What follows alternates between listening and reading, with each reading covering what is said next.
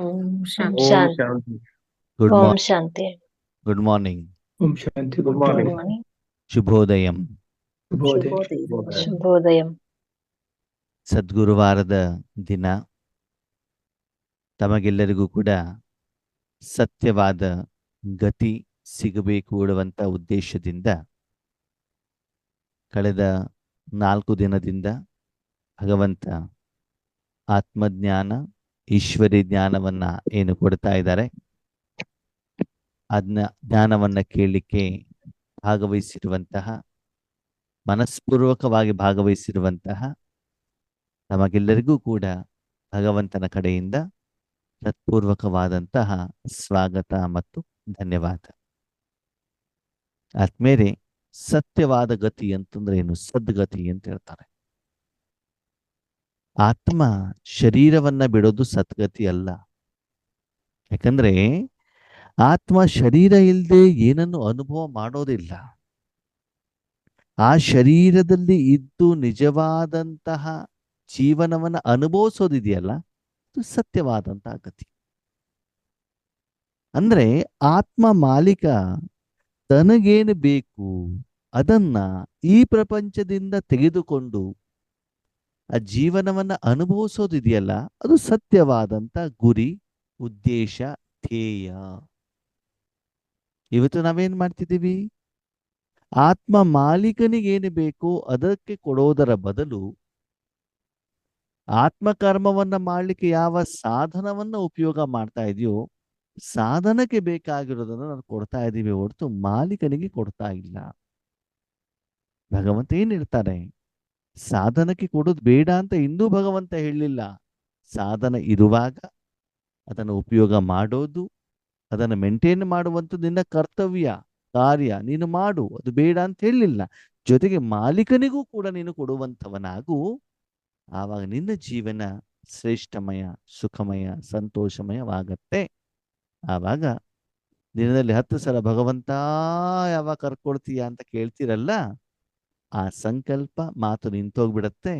ಭಗವಂತ ಇನ್ನೂ ಸ್ವಲ್ಪ ವರ್ಷ ಈ ಪ್ರಪಂಚದಲ್ಲಿ ಇರ್ಬೇಕಪ್ಪ, ನಾನು ಈ ಸುಖವನ್ನು ಅನುಭವಿಸ್ಬೇಕು, ಆ ಸುಖವನ್ನ ತುಂಬಾ ಜನರಿಗೆ, ನಮ್ಮ ಸಹೋದರ ಆತ್ಮರಿಗೆ ತಿಳಿಸ್ಬೇಕು ಅಂತ ಅನ್ಸತ್ತೆ. ಆದ್ಮೇಲೆ ನಾವೆಲ್ಲರೂ ಯಾರು? 3 ದಿನದಿಂದ ನೋಡ್ತಿದ್ದೀವಿ. ನಾವು ಆತ್ಮ.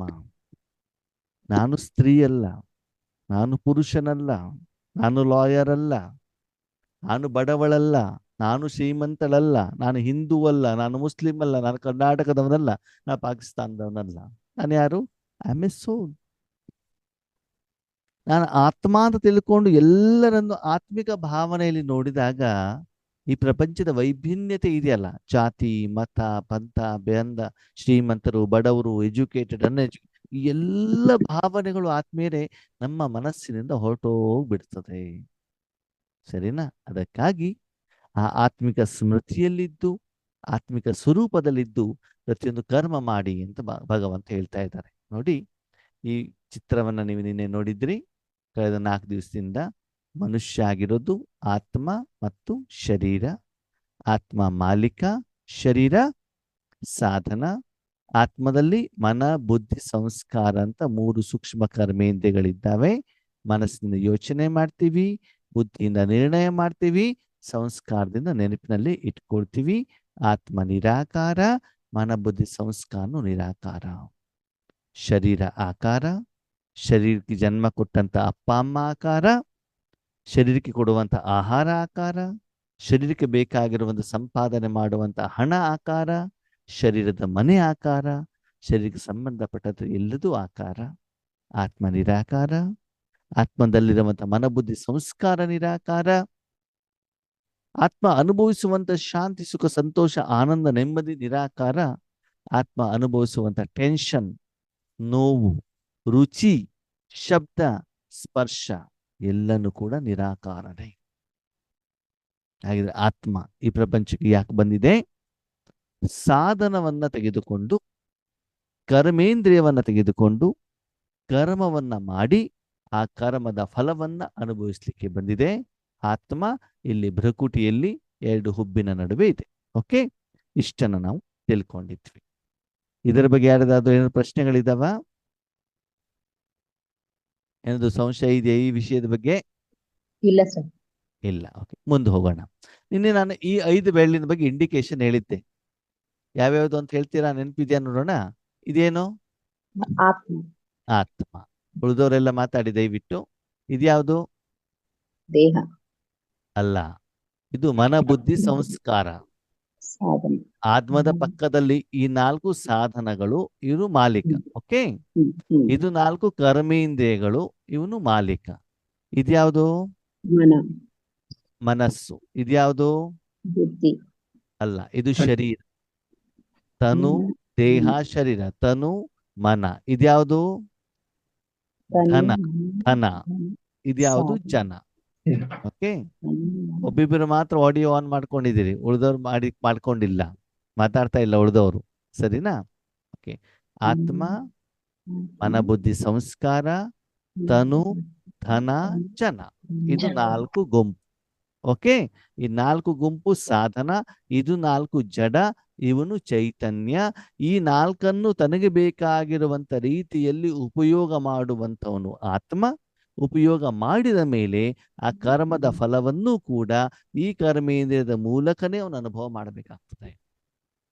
ನಾವು ಗುಲಾಬ್ ಜಾಮೂನ್ ತಿನ್ಬೇಕು ಅಂತಂದ್ರೆ ಆತ್ಮನೂ ಬೇಕು, ಈ ಸಾಧನಗಳು ಬೇಕು, ಕೈ ಬೇಕು, ಮುಖ ಬೇಕು, ಎಲ್ಲ ಬೇಕು. ಆದರೆ ಅನುಭವ ಮಾಡಲಿಕ್ಕೆ ನಾಲಿಗೆ ಬೇಕು, ಮನ ಬುದ್ಧಿ ಬೇಕು. Okay, clear? ಇದೇನು 4? ಇದೇನು? ಸಾಧನೆ. ಸಾಧನಗಳು. ಇವರ್ಯಾರು? ಆತ್ಮ, ಮಾಲೀಕ, ನಿರಾಕಾರ ಶಕ್ತಿ. ಈಗ ಆತ್ಮ ಈ ಕರ್ಮೇಂದ್ರಿಯವನ್ನು ಹೇಗೆ ಉಪಯೋಗ ಮಾಡುತ್ತೆ ಹೇಳೋದನ್ನು ಇವಾಗ ಒಂದು ಕರ್ಮದ ಉದಾಹರಣೆಗಳ ಮೂಲಕ ಏನ್ ಮಾಡೋಣ, ತಿಳ್ಕೊಳ್ಳುವಂತ ಪ್ರಯತ್ನವನ್ನು ಮಾಡೋಣ. ನೀವೊಂದು ಊರಲ್ಲಿ, ಹಳ್ಳಿಯಲ್ಲಿದ್ದೀರಾ ಅಂತ ತಿಳ್ಕೊಳ್ಳಿ. ಸರಿನಾ? ನಿಮ್ಮ ಊರಿನಲ್ಲಿ ಯಾವುದೇ ರೀತಿ ಹೋಟೆಲ್ಗಳಿಲ್ಲ, ಮನೇಲಿ ಒಬ್ಬರೇ ಇದ್ದೀರಿ, ಮನೇಲಿ ಬೇರೆ ಯಾರು ಇಲ್ಲ. ಬೆಳಿಗ್ಗೆ ಎದ್ದ ತಕ್ಷಣ ಏನು ಮಾಡ್ತೀರಿ? ನಾನು ಪ್ರಶ್ನೆ ಕೇಳಿದ್ದೇನೆ, ಉತ್ತರ ಕೊಡಿ. ಊರಲ್ಲಿದ್ದೀರಿ, ಹಳ್ಳಿಯಲ್ಲಿದ್ದೀರಿ, ನಿಮ್ಮ ಊರಿನಲ್ಲಿ ಹೋಟೆಲ್ ಇಲ್ಲ, ಬೆಳಿಗ್ಗೆ ಇದ್ದಾಗ ಏನ್ ಮಾಡ್ತೀನಿ? ಏನ್ ಮಾಡ್ತೀರಾ? ಏನು ಮಾಡೋದಿಲ್ಲ. ಬೆಳಗ್ಗೆ ಎದ್ದ ಮೇಲೆ, ಎಚ್ಚರ ಆದ್ಮೇಲೆ ಏನು ಮಾಡಲ್ಲ. ಯಾಕೆ ಫ್ರೆಶ್ ಆಗ್ತೀನಿ ಫಸ್ಟ್. ಪ್ರಕಾಶನ, ನೀವು ಮಾತಾಡಬೇಡಿ. ಓಕೆ, ಉಳಿದವ್ರು ಮಾತಾಡಿ. ಏನ್ ಮಾಡ್ತೀರಾ ಬೆಳಿಗ್ಗೆ ಎದ್ದು? ಮಲ್ಕೊಂಡೇ ಇರ್ತೀರಾ? ಎದ್ಬಿಟ್ಟು ಏನೋ ಕೆಲಸ ಮಾಡ್ತೀರಾ? ಎದ್ದು ಕೆಲಸ ಮಾಡ್ತೀವಿ. ಏನ್ ಕೆಲಸ ಮಾಡ್ತೀರಾ? ಫಸ್ಟ್ ಕೈ ಕಾಲು ಮುಖ ಎಲ್ಲ ತೊಳ್ಕೊಂಡು ಆಮೇಲೆ ಹೋಗಿ ಬಾಗಿಲು ನೀರ್ ಹಾಕಿ, ಹಳ್ಳಿಗಳಲ್ಲಿ ರಂಗೋಲಿ ಹಾಕಿ ಆಮೇಲೆ ಸ್ಟಾರ್ಟ್ ಮಾಡ್ಕೊಂಡು ಕಸ ಗುಡಿಸ್ತೀವಿ. ಪ್ರಶ್ನೆ, ಆ ದಿನ ಬೆಳಿಗ್ಗೆ ಬ್ರೇಕ್ಫಾಸ್ಟ್, ಉಪಹಾರ, ತಿಂಡಿ ರೆಡಿ ಮಾಡ್ತಿರೋ ಮಾಡಲು? ಮಾಡ್ತೀವಿ. ಯಾರು ಮಾಡೋದು? ನಾವು ಅಂದ್ರೆ ಯಾರು? ಆತ್ಮ, ಮನೆ ಮಾಲೀಕ. ಮನೆ ಮಾಲೀಕ ಆತ್ಮ ತಿಂಡಿ ರೆಡಿ ಮಾಡ್ಬೇಕು. ಸರಿ, ಈಗ ಪ್ರಶ್ನೆ, ತಿಂಡಿ ಯಾರಿಗೆ ಬೇಕು? ದೇಹಕ್ಕೆ. ದೇಹ ಏನು?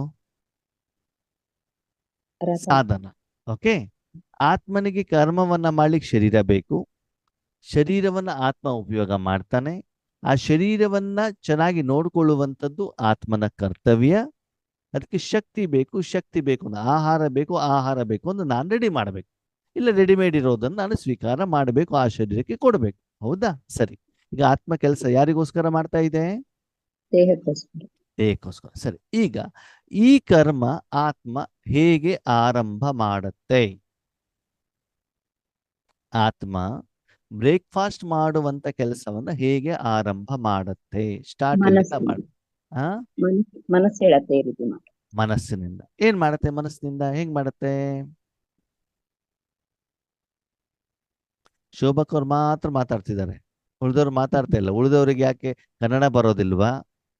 ಅರ್ಥ ಆಗ್ತಾ ಇಲ್ವಾ? ಅಥವಾ ಏನಾದ್ರು ಉಲ್ಟಾ ಹೆಚ್ಚು ಕಡಿಮೆ ಉತ್ತರ ಹೇಳ್ಬಿಟ್ರೆ ಏನಾದ್ರು ಪಾಸ್ ಫೇಲ್ ಮಾಡ್ಬಿಡ್ತಾರಂತ ಭಯನ? ಏನಂತ ಗೊತ್ತಾಗ್ತಾ ಇಲ್ಲ. ಹೆದರ್ಬೇಡಿ, ಪಾಸ್ ಫೇಲ್ ಏನು ಮಾಡ್ತಾ ಇಲ್ಲ. ಓಕೆನಾ? ಮತ್ತೆ ನಿಮ್ಮ ಮಾತು ರೆಕಾರ್ಡಿಂಗ್ ಏನು ಆಗ್ತಾ ಇಲ್ಲ. ರೆಕಾರ್ಡಿಂಗ್ ಆಗ್ತಾ ಇದೆ, ನೀವು ಯಾರು ಅಂತ ಗೊತ್ತಾಗ್ತಾ ಇಲ್ಲ. ಉತ್ತರವನ್ನ ಕೊಡಿ. ನಿಮ್ಗೆ ಎಷ್ಟು ಗೊತ್ತಿದೆ ಇಲ್ಲ ಗೊತ್ತಾಗತ್ತಲ್ವಾ? ಇಲ್ಲಾಂದ್ರೆ ತಲೆಯಲ್ಲಿ ಆಡ್ಸಿದ್ರೆ ಏನಾಗುತ್ತೆ, ಹ್ಞೂ ಬಸವ, ಹ್ಞೂ ಹಾ ಬಸವ, ಹಾ ಆಗ್ಬಿಡ್ತದೆ. ನಿಮ್ಗೆ ಎಷ್ಟು ಗೊತ್ತಾಗಿದೆ ಅಂತ ಗೊತ್ತಾಗೋದಿಲ್ಲ. ಸರಿ, ಹೇಳಿ. ಮೊದಲು ಆತ್ಮ ಏನನ್ನು ಯೂಸ್ ಮಾಡುತ್ತೆ? ಮನಸ್ಸನ್ನ. ಹೇಗೆ? ಮೊದಲು ಆತ್ಮ ಮನಸ್ಸಿಗೆ ಪ್ರಶ್ನೆಯನ್ನ ಮಾಡುತ್ತೆ, ಏನು ಮಾಡ್ಲಿ? ಮಾಡತ್ತೋ ಮಾಡಲ್ವೋ? ಹೌದು ಮಾಡತ್ತೆ. ತಕ್ಷಣ ತಿಂಡಿ ಮಾಡ್ಲಿಕ್ಕೆ ರೆಡಿ ಮಾಡ್ತಿರೋ ಅಥವಾ ಮನಸ್ಸಿಗೆ ಪ್ರಶ್ನೆ ಕೇಳ್ತಿರೋ? ಮೊದಲೇ ಹೇಳಿದೆ ನಿಮ್ಗೆ, ನಿಮ್ಮ ಮನೇಲಿ ನೀವು ಒಬ್ಬರೇ ಇದ್ದೀರಾ. ಮನೆಯಲ್ಲಿ ಪತ್ನಿ ಇದ್ರೆ, ಮಕ್ಕಳಿದ್ರೆ ಅವ್ರಿಗೆ ಕೇಳ್ಬೋದು ಏನಪ್ಪಾ ತಿಂಡಿ ಮಾಡ್ಲಿ ಅಂತ. ನೀವು ಒಬ್ಬರೇ ಇರುವಂತ ಕಾರಣದಿಂದ ತಿಂಡಿ ಮಾಡುವಂತ ಕೆಲಸ ಎಲ್ಲಿಂದ ಆರಂಭ ಆಗತ್ತೆ? ಮೊದಲು ಮನಸ್ಸಿಗೆ ಕೇಳ್ತೀರಾ, ಏನು ಮಾಡ್ಲಿ? ಕೇಳ್ತಿರೋ ಕೇಳಲ್ವೋ? ಹೇಳ್ತೀವಿ. ಕೇಳ್ತೀರಾ. ಯಾಕೆ? ಉಳಿದವರು ಆನ್ ಮಾಡಿ, ಅನ್ಮ್ಯೂಟ್ ಮಾಡಿ. ಓಕೆ, ಸರಿ. ಆವಾಗ ಮನಸ್ಸೇನು ಉತ್ತರ ಕೊಡುತ್ತೆ? ಮಾಡು, ಇಂಥದ್ದು ಮಾಡು ಅನ್ನತ್ತೆ. ಎಂಥದ್ದು ಮಾಡು? ಅಂದ್ರೆ ಉಪ್ಪಿಟ್ಟು, ಚಿತ್ರಾನ್ನ. ಉಪ್ಪಿಟ್ಟು, ಚಿತ್ರಾನ್ನ, ಇಡ್ಲಿ, ದೋಸೆ, ಅವಲಕ್ಕಿ ಅಂತ ಬಿಟ್ಟು ಹೇಳತ್ತೋ ಹೇಳಲ್ವೋ? ಹೇಳುತ್ತೆ. ಹೇಳಿದ್ಯಾರು? ಮನಸ್ಸು, ಕೇಳಿದ್ಯಾರು? ಆತ್ಮ. ಆ ಮನಸ್ಸಿಗೂ ಆ ಮನಸ್ಸಿಗೆ ಉತ್ತರ ಗೀತಕ್ಕೊರೆ, ಗೀತಾಬಾಯಿ. ಓಕೆ, ಹಾ. ಬುದ್ಧಿ ಎಲ್ಲ ಕೇಳೋದು, ಇಲ್ಲಿ ಬುದ್ಧಿ ಬಂದೇ ಇಲ್ಲ. ಬಂದಿಲ್ಲ. ಕೊರೆ ಗೀತಾಬಾಯಿ, ನೀವು ಮಾತಾಡ್ಬೇಡಿ, ಹೊಸಬರು ಮಾತ್ರ, ಸರಿನಾ? ಓಕೆ, ಇಲ್ಲಿ ಆತ್ಮ ಮನಸ್ಸಿಗೆ ಕೇಳ್ತಾ ಇದೆ, ಮನಸ್ಸು ಮತ್ತು ಆತ್ಮದ ನಡುವೆ ಮಾತ್ರ ಸಂಭಾಷಣೆ ನಡೀತಾ ಇದೆ. ಸರಿ, ಆತ್ಮ ಮನಸ್ಸಿಗೆ ಕೇಳ್ತಾ ಏನು ಮಾಡ್ಬೇಕು, ಮನಸ್ಸು ಉತ್ತರ ಕೊಡ್ತು, ಇಡ್ಲಿ, ದೋಸಾ, ಪುರಿ, ಅವಲಕ್ಕಿ, ಚಿತ್ರಾನ್ನ. ಸರಿ, ಈ ಮನಸ್ಸಿಗೆ ಉತ್ತರ ಎಲ್ಲಿಂದ ಸಿಕ್ತು? ಆತ್ಮ ಕೊಟ್ಟಿದ್ದು. ಆತ್ಮನೇ ಪ್ರಶ್ನೆ ಕೇಳ್ತಾ ಇದೆ. ಕೊರೆ ಪತ್ನಿ ಪ್ರಶ್ನೆ ಕೇಳ್ತಾ ಇರುವಂತದ್ದು ಆತ್ಮ. ತನ್ನೇ ಪ್ರಶ್ನೆ ಇದ್ದಿದ್ರೆ ಆತ್ಮ ಮನಸ್ಸಿಗೆ ಯಾಕೆ ಕೇಳ್ತಾ ಇತ್ತು? ಆತ್ಮ ತನಗೆ ಆ ವಿಷಯದ ಬಗ್ಗೆ ಜ್ಞಾನ ಇಲ್ಲದೇ ಇರುವಂತ ಕಾರಣದಿಂದ ಆ ಸಮಯದಲ್ಲಿ ತನ್ನ ಮನಸ್ಸಿಗೆ ಕೇಳ್ತಾ ಇದೆ, ಈ ಕರ್ಮವನ್ನು ನಾನು ಹೇಗೆ ಮಾಡ್ಲಿ? ಮತ ಅಂತ ಹೇಳ್ತಾರೆ, ಸ್ವಮತ ಅಂತ ಹೇಳ್ತಾರೆ. ಯಾವುದೋ ಒಂದು ಕರ್ಮವನ್ನ ಮಾಡಬೇಕಾದ್ರೆ ಆತ್ಮ ತನ್ನ ಮನಸ್ಸಿಗೆ ಕೇಳಿಬಿಟ್ಟು ಅದರ ಒಂದು ಸಲಹೆ ಸೂಚನೆಯನ್ನ ತೆಗೆದುಕೊಂಡು ಕರ್ಮವನ್ನ ಮಾಡಿದ್ರೆ ಅದಕ್ಕೆ ಮತ ಅಂತ ಹೇಳ್ತಾರೆ. ತನ್ನಲ್ಲಿ ಆ ಉತ್ತರ ಇಲ್ದಿದಾಗ ಬೇರೆಯವ್ರ ಹತ್ರ ಕೇಳ್ತದೆ. ಆರೋಗ್ಯ ಸರಿ ಇಲ್ಲ, ಡಾಕ್ಟರ್ ಹತ್ರ ಕೇಳ್ತದೆ. ಕಟ್ಗೆ ಕೆಲಸ ಗೊತ್ತಿಲ್ಲ, ಕಾರ್ಪೆಂಟರ್ ಹತ್ರ ಕೇಳ್ತದೆ. ಓಕೆ, ಬೇರೆಯವ್ರ ಹತ್ರ ಕೇಳಿಬಿಟ್ಟು ಉತ್ತರವನ್ನ ಪಡೆದುಕೊಂಡು ಕರ್ಮವನ್ನ ಮಾಡಿದ್ರೆ ಪರಮತ ಅಂತ ಹೇಳ್ತಾರೆ.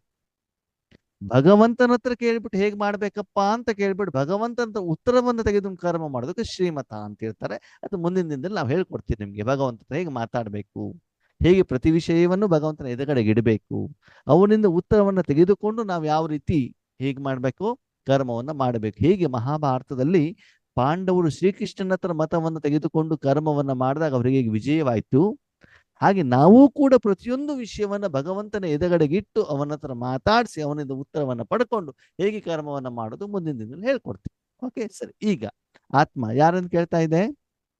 ಮನಸ್ಸು ಕೇಳ್ತಾ ಇದೆ. ಯಾವ ಕರ್ಮದ ಪ್ರತಿ?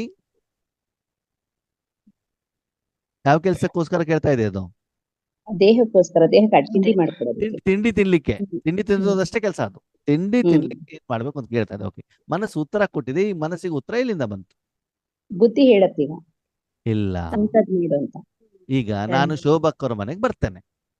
ಅಕ್ಕೋರೆ, ನಮ್ಮ ಮನೇಲಿ ನೆಂಟರು ಬಂದಿದ್ದಾರೆ, ನನಗೆ ಲಿಂಬೆಹಣ್ಣು ಬೇಕು ಅಂತ ಕೇಳ್ತಾನೆ. ನಿಮ್ಮಲ್ಲಿ ಇದೆಯಾ ಅಂತ ಕೇಳ್ತಾನೆ. ನಿಮ್ಮಲ್ಲಿ ಲಿಂಬೆಹಣ್ಣು ಇರುತ್ತಾ? ಇರುತ್ತೆ. ನಿಮ್ಮ ಮನೇಲಿ ಇರತ್ತಾ?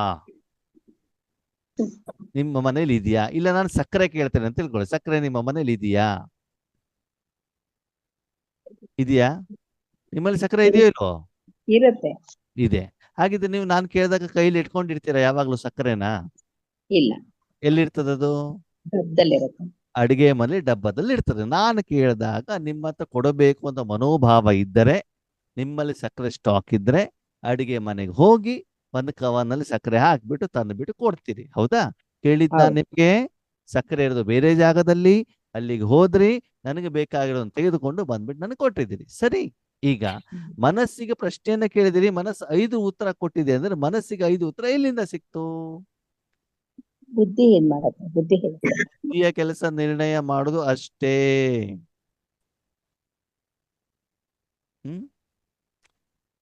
ಆ 5 ವಿಷಯ ಇರೋದು ಸಂಸ್ಕಾರದಲ್ಲಿ. ರೆಕಾರ್ಡಿಂಗ್ ಎಲ್ಲಾಗಿರ್ತದೆ? ಸ್ಟೋರೇಜ್ ಸಂಸ್ಕಾರ. ಎಲ್ಲಿರ್ತದೆ? ಇಲ್ಲಿರ್ತದೆ ಸಂಸ್ಕಾರದಲ್ಲಿ. ನೀವು ಮನಸ್ಸಿನ ಕೇಳಿದ ತಕ್ಷಣ ಆ ಮನಸ್ಸು ಸಂಸ್ಕಾರದಲ್ಲಿ ಹೋಗಿ ಅಲ್ಲಿ ನಿಮ್ಗೆ 25 ವೆರೈಟಿ ತಿಂಡಿ ಮಾಡ್ಲಿಕ್ಕೆ ಬರ್ತದೆ ಅಂತ ತಿಳ್ಕೊಳ್ಳಿ. 25 ಮನಸ್ಸು ಆತ್ಮನಿಗೆ ಕೊಡೋದಿಲ್ಲ. 5 ಅದರ 5 ಆಯ್ಕೆ ಮಾಡಿ 5 ವಿಷಯವನ್ನ ಮನಸ್ಸು ಯಾರಿಗೆ ಕೊಟ್ಟಿದೆ? ಯಾರಿಗೆ ಕೊಟ್ಟಿದೆ? ಸಂಸ್ಕಾರ. ಪ್ರಶ್ನೆ ಕೇಳಿದ್ಯಾರು? ಮಾಲೀಕ. ಆತ್ಮ. ಯಾರಿಗೆ ಕೇಳಿದೆ? ಮನಸ್ಸನ್ನು. ಉತ್ತರ ಕೊಡೋದು ಯಾರು? ಸಂಸ್ಕಾರ. ಪ್ರಶ್ನೆ ಯಾರಿಗೆ ಕೇಳಿದೆ? ಮನಸ್ಸಿಗೆ. ಉತ್ತರ ಯಾರಿಗೆ ಕೊಡಬೇಕು? ಆತ್ಮನಿಗೆ ಕೊಡ್ಬೇಕಲ್ವಾ? ಮನಸ್ಸು ಸಂಸ್ಕಾರಕ್ಕೆ ಹೋಗಿ ಆ 5 ತೆಗೆದುಕೊಂಡು ಬಂದ್ಬಿಟ್ಟು ಮನಸ್ಸು ಉತ್ತರವನ್ನ ಆತ್ಮನಿಗೆ ಕೊಟ್ಟಿದೆ. ಆತ್ಮ ಕೇಳಿದೆ ಪ್ರಶ್ನೆ ಮನಸ್ಸಿಗೆ, ಮನಸ್ಸು ಉತ್ತರವನ್ನ ಆತ್ಮನಿಗೆ ಕೊಡುತ್ತೆ. ಓಕೆ, ಇಲ್ಲಿ ಬೇರೆ ಯಾವ್ದು ಬಂದಿಲ್ಲ. ಯೋಚನೆ ಮಾಡಿ ಆತ್ಮೇರೆ. ಆತ್ಮ ಪ್ರಶ್ನೆ ಯಾರಿಗೆ ಕೇಳಿದೆ? ಮಾಲೀಕ. ಮನಸ್ಸಿಗೆ. ಮನಸ್ಸು ಸಂಸ್ಕಾರಕ್ಕೆ ಹೋಯ್ತು, 5 ಆಯ್ಕೆ ಮಾಡ್ತು, ತಂದ್ಬಿಟ್ಟು ಯಾರ ಕಡೆ ಕೊಟ್ಟಿದೆ? ಅದು ಆತ್ಮನ ಕಡೆ ಕೊಟ್ಟಿದೆ. ಈಗ ಮುಂದೆ 5 ವೆರೈಟಿ ತಿಂಡಿ ಏನ್ ಮಾಡ್ತೀರಾ? ಇಲ್ಲ, ಏನ್ ಮಾಡ್ತೀರಿ? ಒಂದನ್ನು ಮಾಡ್ತೀವಿ. ಯಾವ್ದಾದ್ರು ಒಂದನ್ ಮಾಡ್ತೀವಿ. ಒಂದನ್ನ ಯಾಕೆ ಮಾಡ್ತೀರಾ? ಹೇಗ್ ಮಾಡ್ತೀರಾ? ಒಂದನ್ನೇ ಯಾಕೆ ಮಾಡ್ಬೇಕು? ನೆಕ್ಸ್ಟ್ ಏನ್ ಪ್ರೋಸೆಸ್ item ಯಾವ್ದು? ಇದೆ? ಹಾ? ಮನೆಯಲ್ಲಿ ಏನ್ ಐಟಮ್ ಇದೆ ಅಂತ ನೋಡ್ತೀವಿ ಅಣ್ಣ. Okay. ಏನ್ ಐಟಮ್ ಇದೆ ನೋಡ್ಕೊಂಡು ಅದ್ರಲ್ಲಿ ಯಾವ್ದಾಗುತ್ತೆ ಬೇಗ ಅಂತ ಮಾಡ್ತೀವಿ. ಐಟಮ್ ನೋಡೋದು ಆಮೇಲೆ. ಮೊದ್ಲು ಏನಾಗತ್ತೆ ಅಂತಂದ್ರೆ 5 ವೆರೈಟಿ ಆನ್ಸರ್ ಆತ್ಮದ ಎದುರುಗಡೆಗೆ ಬಂದಾಗ ಈ 5 ಒಯ್ದ್ಬಿಟ್ಟು ಬುದ್ಧಿ ಎದುರುಗಡೆಗೆ ಇರ್ತೀರ. ಯಾವ್ದು ಎದುರುಗಡೆಗೆ ಇರ್ತೀರಿ? ಬುದ್ಧಿ. ಬುದ್ಧಿ. ಯಾಕಂದ್ರೆ ಬುದ್ಧಿಯ ಕೆಲಸ ನಿರ್ಣಯ ಮಾಡೋದು.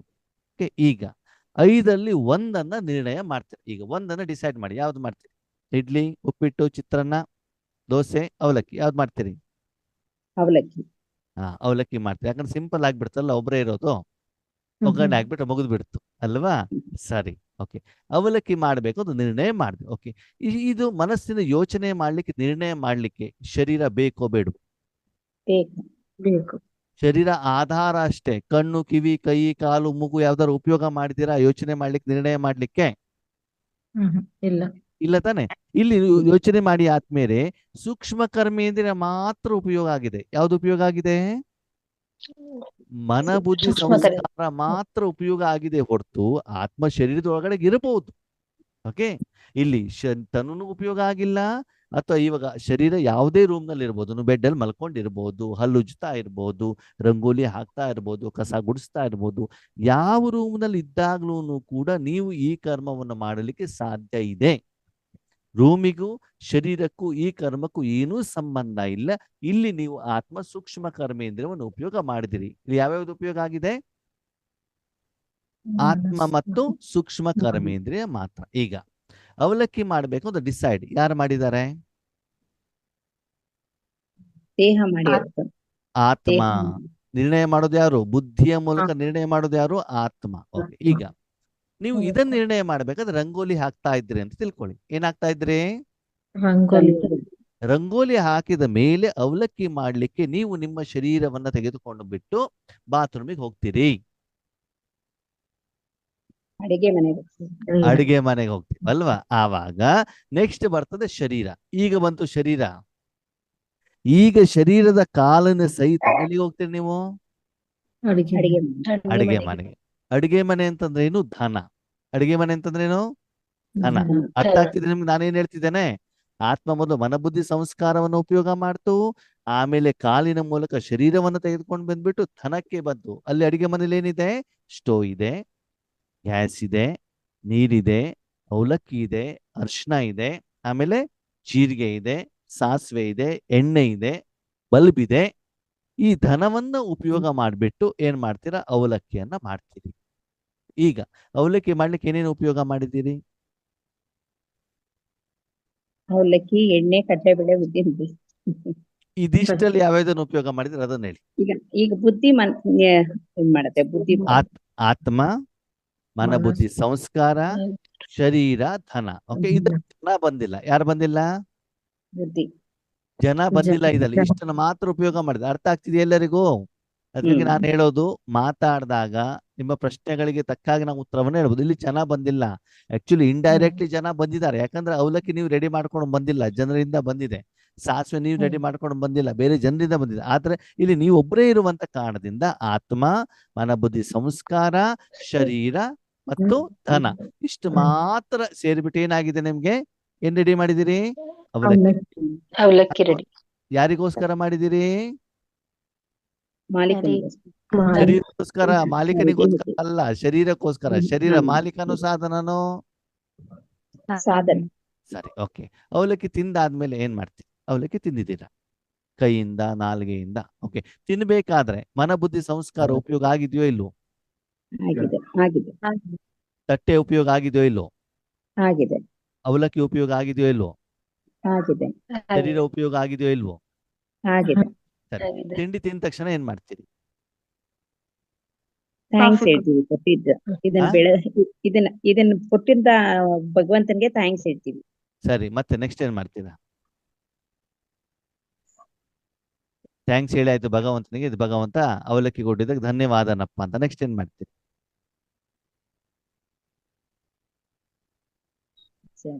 ತಿಂಡಿ ತಿನ್ನುವಂತ ಕೆಲಸಕ್ಕೆ ಸಂಬಂಧಪಟ್ಟಂತೆ ಟೀ ಮಾಡ್ಕೊಂಡು ಕುಡಿತೀನಿ ಅಂತ ಮುಂದಿನ ಕರ್ಮದ ಬಗ್ಗೆ ಮಾತಾಡಬೇಡಿ. ನಾವು ತಿಂಡಿ ತಿನ್ನೋ ವಿಷಯದ ಬಗ್ಗೆ ಮಾತ್ರ ಮಾತಾಡ್ತಿದೀವಿ. ಅವಲಕ್ಕಿ ತಿಂದ ತಕ್ಷಣದಲ್ಲಿ ಏನ್ ಮಾಡ್ತೀರಿ? ಪಾತ್ರೆ ತೊಳೆದೇ ಇಡ್ತೀವಿ. ಯಾವ ಪಾತ್ರೆ? ಪ್ಲೇಟು ಮತ್ತೆ ಮಾಡಿದ ಪಾತ್ರೆ ಎಲ್ಲ ತೊಳೆದಿಡ್ತೀವಿ. ಪಾತ್ರೆ ಮೊದಲು ತೊಳಿತಿರೋ ಕೈ ಮೊದಲು ತೊಳಿತಿರೋ? ಕೈ ಮೊದಲು ತೊಳೆ. ಕೈ ಮುಖ ಮೊದಲು ತೊಳೆದಿರಿ. ಯಾಕೆ ತೊಳಿಬೇಕು? ತಿಂಡಿ ತಿಂದ ಆದ ತಕ್ಷಣದಲ್ಲಿ ಕೈಯನ್ನ ಬಾಯನ್ನ ಯಾಕೆ ತೊಳಿಬೇಕು? ಶುದ್ಧಿ ಜಿಡ್ಡೆಲ್ಲ ಕೈ ಅಂಟ್ಕೊಂಡಿರತ್ತಲ್ಲ, ಶುದ್ಧಿ ಆಗ್ಬೇಕು.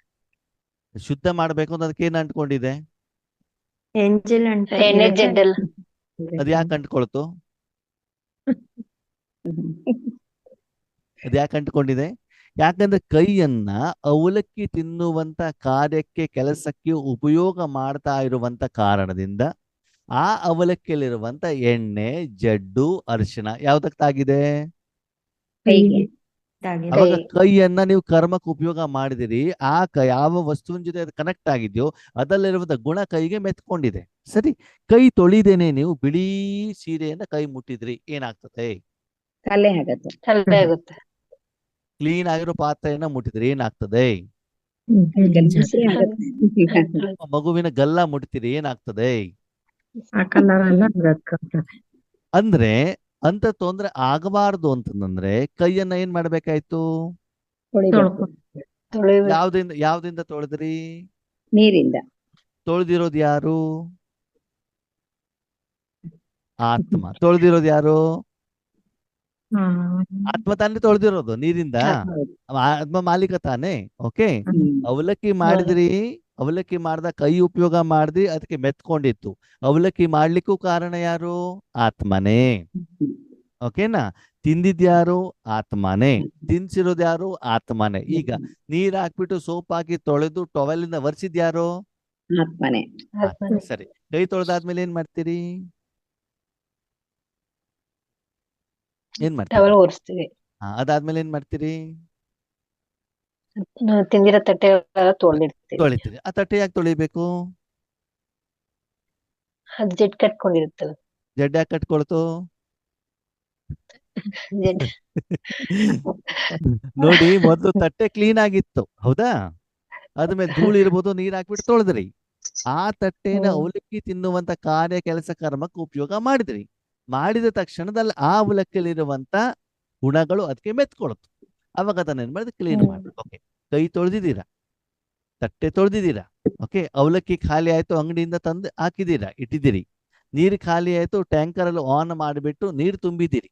ಓಕೆ, ಸಿಲಿಂಡರ್ ಖಾಲಿ ಆಯ್ತು, ಸಿಲಿಂಡರ್ ತುಂಬಿಟ್ಟಿದ್ದೀರಿ. ಈಗ ಪ್ರಶ್ನೆ, ಅವಲಕ್ಕಿ ಮಾಡ್ಲಿಕ್ಕೆ ಏನೇನು ಉಪಯೋಗ ಮಾಡಿದ್ದೀರಿ? ಆತ್ಮ, ಮನಸ್ಸು, ತನು, ಧನ. ಸರಿ, ಅವಲಕ್ಕಿ ಮಾಡಿದ ಮೇಲೆ ಅವಲಕ್ಕಿ ಮಾಡ್ಲಿಕ್ಕೆ ಯಾವ್ಯಾವ ಧನವನ್ನು ಉಪಯೋಗ ಮಾಡಿದಿರೋ, ಅದರ ಮೇಂಟೆನೆನ್ಸ್ ಮಾಡಿದಿರೋ ಮಾಡಿಲ್ವೋ? ಪಾತ್ರೆ, ಸ್ಟೋವ್, ಗ್ಯಾಸು, ನೀರು, ತರಕಾರಿ, ಏನೇನು ಉಪಯೋಗ ಅದರ ಮೇಂಟೆನೆನ್ಸ್ ಮಾಡಿದಿರೋ ಮಾಡಿಲ್ವೋ? ಸರಿ, ಅವಲಕ್ಕಿ ಮಾಡ್ಲಿಕ್ಕೆ ಈ ಸಾಧನವನ್ನು ಉಪಯೋಗ ಮಾಡಿದ್ಯಾರು? ಆತ್ಮ. ಅದನ್ನು ಮೇಂಟೈನ್ ಮಾಡಿದ್ಯಾರು? ಆತ್ಮ. ಸರಿ, ಈ ಅವಲಕ್ಕಿ ಮಾಡ್ಲಿಕ್ಕೆ ಶರೀರವನ್ನು ಉಪಯೋಗ ಮಾಡಿದಿರೋ ಮಾಡಿಲ್ವೋ?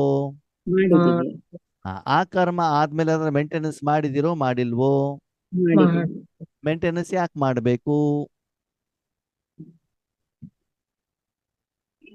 ಯಾಕೆ ಮಾಡಬೇಕು ಹ್ಮ್. ಅಂತಂದ್ರೆ ಅದನ್ನ ಉಪಯೋಗ ಮಾಡಿದ ತಕ್ಷಣ ಅದರ ಶಕ್ತಿ ಕಡಿಮೆ ಆಗ್ತದೆ, ಅದಕ್ಕೆ ಮಲಿನತೆ ತಾಗತ್ತೆ. ನೆಕ್ಸ್ಟ್ ಉಪಯೋಗ ಮಾಡಬೇಕು, ಅದನ್ನು ಸ್ವಚ್ಛ ಮಾಡಬೇಕಾದ ಜವಾಬ್ದಾರಿ ಮಾಲೀಕಂದು. ಈಗ ಪ್ರಶ್ನೆ, ಅವಲಕ್ಕಿ ಮಾಡ್ಲಿಕ್ಕೆ ಮನ ಬುದ್ಧಿ ಸಂಸ್ಕಾರ ಉಪಯೋಗ ಮಾಡಿದಿರೋ ಮಾಡಿಲ್ವೋ? ಮಾಡಿದೆ ಓಕೆ.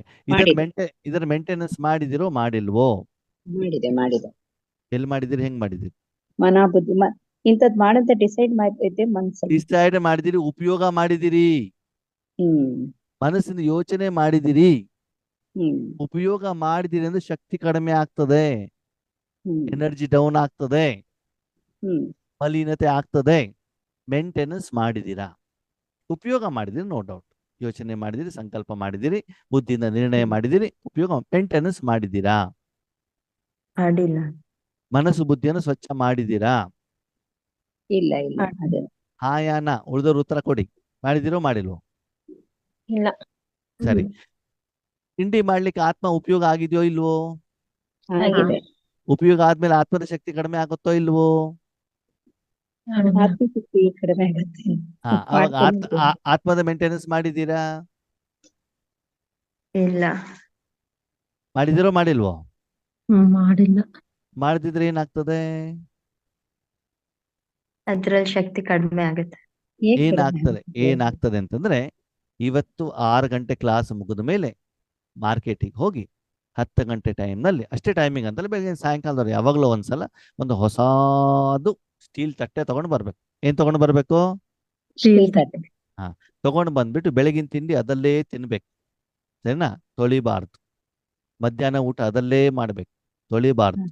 ರಾತ್ರಿ ಊಟ ಅದಲ್ಲೇ ಮಾಡ್ಬೇಕು, ತೊಳಿಬಾರ್ದು. 15 ದಿನ ಅದೇ ತಟ್ಟೆಯಲ್ಲಿ ಊಟ ತಿಂಡಿ ಮಾಡ್ಬೇಕು, ತೊಳಿಲೇಬಾರ್ದು. 15 ದಿನ ಆದ್ಮೇಲೆ ತಟ್ಟೆ ಹೆಂಗಿರ್ತದೆ? 15 ದಿನ ಅದ್ರಲ್ಲಿ ತಿನ್ನಕ್ಕೆ ಆಗಲ್ಲ. ಯಾಕಾಗುದಿಲ್ಲ? ಎಲ್ಲ ಯಾಕಾಗುದಿಲ್ಲ? ಏನ್ ತೊಂದ್ರೆ, ಸಮಸ್ಯೆ ಏನು? ತಟ್ಟೆ ಅಲ್ವಾ ಅದು? ಗಟ್ಟಿ ಇಲ್ವಾ ಅದು? ಏನು ಎಣ್ಣೆ ಜಿಡ್ಡು ಎಲ್ಲ ತುಂಬಿಕೊಂಡಿರುತ್ತೆ. ಎಣ್ಣೆ ಜಿಡ್ಡು ಅಷ್ಟೇ ಇರ್ತದೋ, ಮತ್ತೆ ಸಾಂಬಾರು, ರಸಮು, ಮಜ್ಜಿಗೆ, ಮೊಸರು ಎಲ್ಲ ಸೇರ್ಕೊಂಡಿರ್ತದೆ. ಆಮೇಲೆ ವೈರಸ್ಸು, ಬ್ಯಾಕ್ಟೀರಿಯಾ, ಕೆಟ್ಟ ವಾಸನೆ ಎಲ್ಲ ಇರ್ತದೇ ಇರಲ್ವೋ? ಇರುತ್ತೆ. ಯಾಕದು ಸೇರ್ಕೊಳ್ತು? ನೀವು ಕ್ಲೀನ್ ಮಾಡಿಲ್ಲ, ಉಪಯೋಗ ಮಾಡಿದಿರಿ, ಕ್ಲೀನ್ ಮಾಡಿಲ್ಲ. ಓಕೆ. ಆದ್ಮೇಲೆ 15 ದಿನಕ್ಕೆ ತಟ್ಟೆ ಹಿಂಗಾದ್ರೆ 50 ವರ್ಷ ಆತ್ಮ ಮತ್ತು ಮನಬುದ್ಧಿ ಸಂಸ್ಕಾರ ಉಪಯೋಗ ಮಾಡಿದಿರಲ್ಲ, ಒಂದೇ ಒಂದು ಸೆಕೆಂಡ್ ಕ್ಲೀನ್ ಮಾಡಿಲ್ಲ ಅಂತಂದ್ರೆ ಅದರಲ್ಲಿ ಏನು ವೈರಸ್ ಬ್ಯಾಕ್ಟೀರಿಯಾ ಬರೋದಿಲ್ವಾ? ಅದ್ರಲ್ಲಿ ಕಬ್ಬು ನಾತ ಬರೋದಿಲ್ವಾ? ಹೌದು, ಅದ್ರಲ್ಲಿ ಅನಾರೋಗ್ಯ ಬರೋದಿಲ್ವೋ? ಬರ್ತದೋ ಬರಲ್ವೋ? ಬರುತ್ತೆ. ಈಗ ಹೇಳಿ, ಟೆನ್ಷನ್ ಕಾರಣ ಯಾವುದು? ಅಶಾಂತಿ ಕಾರಣ ಯಾವುದು? ದುಃಖಕ್ಕೆ ಕಾರಣ ಯಾವುದು? ಚಿಂತೆಗೆ ಕಾರಣ ಯಾವುದು? ಚಿಂತೆ ನಾಲಿಗೆಯಲ್ಲಿದೆಯೋ, ಕಣ್ಣಲ್ಲಿದೆಯೋ, ಮೂಗಲ್ಲಿದೆಯೋ, ಬಾಯಲ್ಲಿದೆಯೋ, ಹಲ್ಲಲ್ಲಿದೆಯೋ? ಎಲ್ಲಿದೆ ಚಿಂತೆ? ಮನಸ್ಸಿನಲ್ಲಿ. ಯಾಕಿದೆ ಅಂತಂದ್ರೆ ಮನಸ್ಸನ್ನು ಶುದ್ಧ ಮಾಡಿಲ್ಲ. ಇನ್ನೇ ಒಂದು ಪ್ರಶ್ನೆ ಕೇಳಿದಿತ್ತು ನಿಮಗೆ, ಏನು ಚಿಕ್ಕವರಿದ್ದ ಖುಷಿಯಾಗಿದ್ದೀರೋ, ದೊಡ್ಡವರಾದ್ಮೇಲೆ ಖುಷಿಯಾಗಿದ್ದೀರೋ ಅಂತ. ನಿಜವಾಗ ನಾವು ದೊಡ್ಡವರಾಗಿಲ್ಲ, ದೊಡ್ಡವರಾಗಿದ್ದೀವಿ ಅಲ್ವಾ? ಶಾಂತಿ ದಿನದಿಂದ ದಿನಕ್ಕೆ ಕಡಿಮೆ ಆಗ್ತದೆ. ಅದಕ್ಕೆ ಮೊದಲು ಕಾರಣ ಏನು ಅಂತ ತಿಳ್ಕೊಳ್ಳಿ. ಆತ್ಮೀಯರ ಕಾರಣ ಇಷ್ಟೇ. ಆತ್ಮ ಪ್ರತಿಯೊಂದು ಕರ್ಮವನ್ನ ಮಾಡಬೇಕಾದ್ರೆ ಆತ್ಮ ಸಹಿತ ಮನಸ್ಸು, ತನು, ಧನ, ಜನ ಇದನ್ನು ಉಪಯೋಗ ಮಾಡಬೇಕಾಗುತ್ತದೆ ಅವಶ್ಯಕತೆಯ ಅನುಸಾರದಲ್ಲಿ. ಆದರೆ ಇಲ್ಲಿ ಏನಾಗಿದೆ, ಆತ್ಮ ಮನಬುದ್ಧಿ ಸಂಸ್ಕಾರ ಆತ್ಮ ಉಪಯೋಗ ಆಗ್ತಾ ಇದೆ ಹೊರತು ಇದರ ಮೇಂಟೆನೆನ್ಸ್ ಇಲ್ಲ. ಯಾವ್ದರ ಮೇಂಟೆನೆನ್ಸ್ ಇಲ್ಲ? ಇದೆರಡರ ಮೇಂಟೆನೆನ್ಸ್ ಇಲ್ಲ. ಶರೀರವನ್ನು ಉಪಯೋಗನೂ ಮಾಡುತ್ತೆ, ಮೇಂಟೆನೆನ್ಸ್ ಮಾಡುತ್ತೆ, ಧನವನ್ನು ಉಪಯೋಗ ಮಾಡುತ್ತೆ, ಮೇಂಟೆನೆನ್ಸ್ ಮಾಡುತ್ತೆ, ಜನರನ್ನು ಉಪಯೋಗ ಮಾಡ್ತೀವಿ, ಆಟೋ ಡ್ರೈವರ್ ಉಪಯೋಗ ಮಾಡ್ತೀವಿ, ದುಡ್ಡು ಕೊಡ್ತೀವಿ, ಮಕ್ಕಳನ್ನು ಉಪಯೋಗ ಮಾಡ್ತೀವಿ, ಅವರಿಗೆ ಸ್ನಾನ ಮಾಡಿಸ್ತೀವಿ ಅಲ್ವಾ? ಹಾಗೆ ಮನೆಯವ್ರ ಹತ್ರ ಹಣ ತಗೊಳ್ತೀವಿ, ಪತಿ ಹತ್ರ ಅವರಿಗೆ ಊಟ ತಿಂಡಿ ಮಾಡಿಕೊಡ್ತೀವಿ, ಹೌದಲ್ವಾ? ಹಾಗೆ ಇಲ್ಲಿ ಈ ಮೂರರ ಬಗ್ಗೆ ನಮ್ಗೆ ಅರಿವಿದೆ, ಇದನ್ನ ನಾನು ಮೇಂಟೈನ್ ಮಾಡ್ತಾ ಇದ್ದೇನೆ. ಆದ್ರೆ ನನಗೆ ಅರಿವಿಲ್ದೇ ಇರೋದು, ಜ್ಞಾನ ಇಲ್ದೇ ಇರೋದು, ಸಮಸ್ಯೆ ಇರೋದು, ತೊಂದರೆ ಇರೋದು ಇಲ್ಲಿ ಆತ್ಮ ಮತ್ತು ಮನ ಬುದ್ಧಿ ಸಂಸ್ಕಾರ. ಈಗ ಹೇಳಿ ಆದ್ಮೇಲೆ ನನ್ನ ಜೀವನ ಶ್ರೇಷ್ಠ ಮಾಡಬೇಕು ಅಂದ್ರೆ ದಿನದ ಸ್ವಲ್ಪ ಸಮಯ ಇದರ ಕಡೆ ನಾನು ಗಮನ ಕೊಡಬೇಕು, ಕೊಡಬಾರದು? ಇಲ್ಲಿ ನಿಮಗೇನು ಕಡಿಮೆತನ ಇದೆ, ಇದರದೇ ಸಮಸ್ಯೆ, ಅಶಾಂತಿ, ದುಃಖ, ಚಿಂತೆ, ಟೆನ್ಷನ್ ಇದೆರಡು ಕಣ್ಣಿಗೆ ಕಾಣೋದಿಲ್ಲ. ಓಕೆ. ಹಾಗಿದ್ರೆ ರಾಜಯೋಗ ಅಂತಂದ್ರೆ ಏನು ಅಂತಂದ್ರೆ, ನೀವು ದಿನದಲ್ಲಿ ಸ್ವಲ್ಪ ಸಮಯ ಆತ್ಮ ಆಗಿ ಆತ್ಮ ಸಹಿತ ಮನಬುದ್ಧಿ ಸಂಸ್ಕಾರವನ್ನ ಟ್ರೀಟ್ಮೆಂಟ್ ಕೊಡುವಂತ ವಿಧಿ. ಸ್ವಚ್ಛತೆ, ಆಹಾರ, ಆರೋಗ್ಯ, ಶಕ್ತಿ ಕೊಡುವಂತ ವಿಧಿ, ಕಾರ್ಯ, ಕೆಲಸ, ಪ್ರೊಸೆಸ್ಸಿಗೆ ಏನ್ ಹೇಳ್ತಾರೆ ರಾಜಯೋಗ. ಅಂದ್ರೆ ರಾಜ, ಮಾಲೀಕ, ಆತ್ಮ ತನಗೋಸ್ಕರ ಏನು ಮಾಡ್ಕೊಳ್ತಾನೋ, ತನ್ನ ಸ್ವಚ್ಛತೆ ಮಾಡ್ಕೊಳ್ತಾರೋ, ತನಗೆ ಬೇಕಾಗಿರುವಂತ ಶಾಂತಿ ಸುಖವನ್ನ ಮನಬುದ್ಧಿಯ ಮೂಲಕ ಪಡ್ಕೊಳ್ತಾನೋ ಆ ವಿಧಿಗೆ ಏನು ಹೇಳಲಾಗ್ತದೆ ರಾಜಯೋಗ. ನಿಮ್ಗೆ ಇಲ್ಲಿ ಏನ್ ಕಲ್ಸ್ಕೊಡಲಾಗತ್ತೆ ಅರ್ಥ ಆಗ್ತಾ ಇದೆ ಇವಾಗ? ನಿರಾಕಾರವಾದಂತ ಆತ್ಮ ನಿರಾಕಾರ ಶಾಂತಿಯನ್ನು ಪಡ್ಕೊಳ್ಳಿಕ್ಕೆ ಆ ಮನಬುದ್ಧಿ ಸಂಸ್ಕಾರವನ್ನು ಕೂಡ ಹೇಗೆ ಸ್ವಚ್ಛ ಮಾಡಬೇಕು, ಆತ್ಮಕ್ಕೆ ಬೇಕಾಗಿರುವಂತ ನಿಜವಾದ ಶಾಂತಿನ ಹೇಗೆ ಪಡ್ಕೊಳ್ಬೇಕು ಅನ್ನುವಂತ ತಿಳಿದುಕೊಳ್ಳುವ ವಿಧಾನನೇ ರಾಜಯೋಗ. ಈಗ ಹೇಳಿ, ಈ ಜ್ಞಾನ ನಮ್ಗೆ ಬೇಕೋ ಬೇಡವೋ? ಬೇಕು. ತೀರಾ ಅವಶ್ಯಕತೆ ಇದೆಯೋ ಇಲ್ವೋ? ಇದೆ ಇದೆ. ದಿನದಲ್ಲಿ ಸ್ವಲ್ಪ ಸಮಯ ಆತ್ಮದ ಕಡೆ ಗಮನ ಕೊಡಬೇಕು, ಕೊಡಬಾರದು? ಕೊಡ್ಬೇಕು. ನೋಡಿ ಆತ್ಮೇರೆ, ನಾನು ಕೇವಲ ಒಂದು ಕರ್ಮದ ಬಗ್ಗೆ ನಾನು ಹೇಳಿದ್ದೇನೆ, ಮಾತಾಡಿದ್ವಿ, ಚರ್ಚೆಯನ್ನ ಮಾಡಿದ್ವಿ. ಹೀಗೆ ಆತ್ಮ ಮಾಲೀಕನಾಗಿ ಈ ಕರ್ಮೇಂದ್ರಿಯಗಳ ಮೂಲಕ ಕರ್ಮವನ್ನು ಮಾಡುತ್ತೆ. ಬೆಳಗಿಂದ ರಾತ್ರಿ ಮಲಗುವವರೆಗೂ ಕನಸಿನಲ್ಲೂ ಕೂಡ ನಾವು ಎಷ್ಟು ಆತ್ಮ ಮತ್ತು ಮನಬುದ್ಧಿ ಸಂಸ್ಕಾರವನ್ನು ಉಪಯೋಗ ಮಾಡ್ತೀವಿ. ಮನಬುದ್ಧಿ ಇಲ್ದೇನೆ ಆತ್ಮ ಯಾವುದೇ ಕರ್ಮವನ್ನ ಮಾಡ್ಲಿಕ್ಕೆ ಸಾಧ್ಯ ಇಲ್ಲ. ಇಷ್ಟು ನಿರಂತರವಾಗಿ ನಾವು ಈ ಮನಸ್ಸು ಬುದ್ಧಿಯನ್ನ ಆತ್ಮವನ್ನ ಉಪಯೋಗ ಮಾಡಿ ಅದರ ಮೇಂಟೆನೆನ್ಸ್ ಮಾಡಿಲ್ಲ ಅಂತಂದ್ರೆ ಮಾನಸಿಕ ಅನಾರೋಗ್ಯ, ಟೆನ್ಷನ್, ಚಿಂತೆ, ಸ್ಟ್ರೆಸ್ ಬರುತ್ತೋ ಬರಲ್ವೋ? ಬರುತ್ತೆ. ಇವತ್ತು ನಮ್ಮ ಹತ್ರ ಹಣ ಇದೆ, ಊಟ ತಿಂಡಿ ಇದೆ, ಬಟ್ಟೆ ಇದೆ, ಶರೀರಕ್ಕೆ ಬೇಕಾಗಿರೋದಿದೆ, ಧನ ಇದೆ, ಬಿಲ್ಡಿಂಗ್ ಇದೆ, ಕಾರ್ ಇದೆ, ಮೊಬೈಲ್ ಇದೆ, ಎಲ್ಲ ಇದೆ ಅಲ್ವಾ? ಮಕ್ಕಳು, ಮೊಮ್ಮಕ್ಕಳು, ಕೆಲಸದವರು ಎಲ್ಲ ಇದ್ದಾರೆ. ಅದೇನಿಲ್ಲ, ಮನಸ್ಸಿಗೆ ಶಾಂತಿ ಅಂತಂದ್ರೆ ಇದು ಎರಡಕ್ಕೆ ಏನು ಬೇಕೋ ಇದನ್ನು ನಾನು ಕೊಡ್ತಾ ಇಲ್ಲ. ಅದಕ್ಕಾಗಿ ನನ್ನ ಜೀವನ ಬ್ಯಾಲೆನ್ಸ್ ಆಗಿಲ್ಲ, ಇಂಬ್ಯಾಲೆನ್ಸ್ ಆಗಿದೆ. ಅದು ಬ್ಯಾಲೆನ್ಸ್ ಮಾಡಬೇಕೋ ಮಾಡಬಾರ್ದು? ಮಾಡ್ಬೇಕು. ಅದಕ್ಕಾಗಿ ದಿನದಲ್ಲಿ ಸ್ವಲ್ಪ ಸಮಯ ಆತ್ಮನಾಗಿ ಕುಳಿತುಕೊಂಡು ಈ ಎರಡನ್ನ ಸರಿ ಮಾಡ್ತಾ ಹೋದ್ರೆ ಮುಂದಿನ ಇದು ಕೂಡ ಸರಿ ಆಗ್ತದೆ. ನಿಮ್ಗೊಂದು ಪ್ರಶ್ನೆ ಆತ್ಮೇರೆ, ಮನೆ ಗೋಡೆ ಗಟ್ಟಿ ಇರ್ಬೇಕೋ ಪೇಂಟ್ ಚೆನ್ನಾಗಿರ್ಬೇಕು? ಗೋಡೆ ಗಟ್ಟಿ ಇರ್ಬೇಕು. ಅದೇ ಯಾಕೋ? ರಕ್ಷಣೆ ಕೊಡೋದೇ ಗೋಡೆ ಜೋರ ಗಾಳಿ ಬಂತು, ಬಿಸಿಲು ಬಂತು, ಪೇಂಟ್ ಚೆನ್ನಾಗಿದೆ, ಅವಾಗ ಬಿಲ್ಡಿಂಗ್ ಬಿದ್ದು ಹೋಗ್ತದ ಗಟ್ಟಿ ಆಗಿರ್ತದೆ? ಬಿದ್ದೋಗತ್ತೆ. ನಮ್ದು ಹಂಗೆ ಆಗಿದೆ ಅಲ್ವಾ ಆತ್ಮೀಯರೇ? ಹೌದು. ಚರ್ಮ ಚೆನ್ನಾಗಿದೆ, ಪೇಂಟ್ ಚೆನ್ನಾಗಿದೆ, ನೋಡ್ಲಿಕ್ಕೆ ನೋಡ್ರಿ ನಾನು ಎಷ್ಟು ಬೆಳ್ಳಗಿದ್ದೇನೆ ಅಂತ ಫೇರ್ ಅಂಡ್ ಲವ್ಲಿ ಹಾಕ್ಬಿಟ್ಟು ಹೊರಗಡೆ ಹೋಗ್ಬಿಟ್ಟು ನಗ್ನಗ್ತೀವಿ ಚೆನ್ನಾಗಿದೀವಿ ಅಂತ.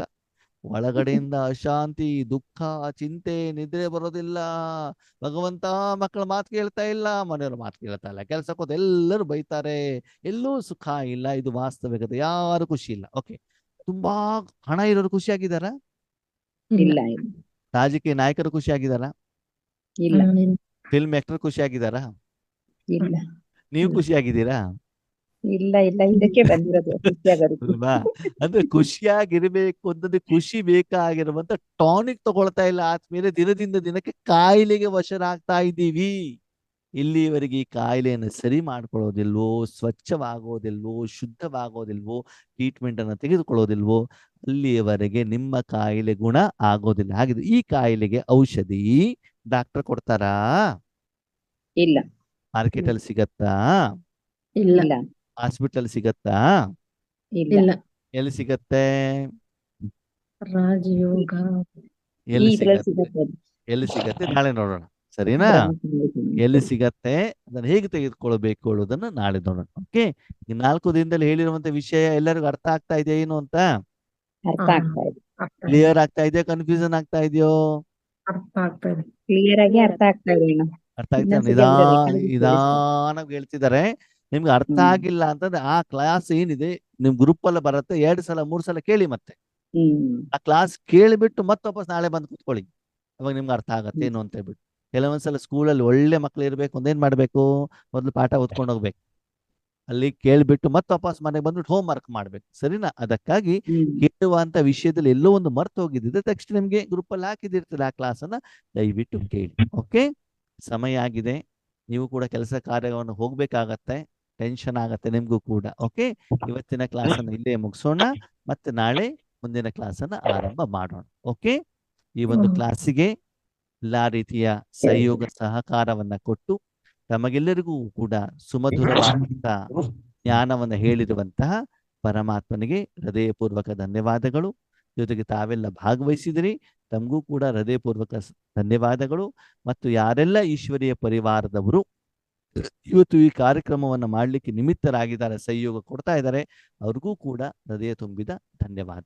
ಓಕೆ, ಜೊತೆಯಲ್ಲಿ ನಿಮ್ಮೆಲ್ಲ ಪರಿಚಯದವರು ಯಾರಿದ್ದಾರೆ ಅವರನ್ನು ಕೂಡ ಇದನ್ನು ಸೇರಿಸುವಂತ ಪ್ರಯತ್ನವನ್ನ ಮಾಡಿ. ಓಕೆ, ಅವರನ್ನು ಸೇರಿಸಿಲ್ಲ ಅಂದ್ರೂ ಪರವಾಗಿಲ್ಲ, ನೀವು ಮೊದಲು ಜಾಯಿನ್ ಆಗಿ, ನೀವು ಅರ್ಥ ಮಾಡ್ಕೊಳ್ಳಿ ಏನು ಅಂತ ಹೇಳ್ಬಿಟ್ಟು. ಓಕೆ, ಆಮೇಲೆ ಅವ್ರಿಗೆ ತಿಳಿಸುವಂತ ಪ್ರಯತ್ನವನ್ನ ಮಾಡೋಣ. Okay, thank you. ಓಂ ಶಾಂತಿ. ಓಂ ಶಾಂತಿ.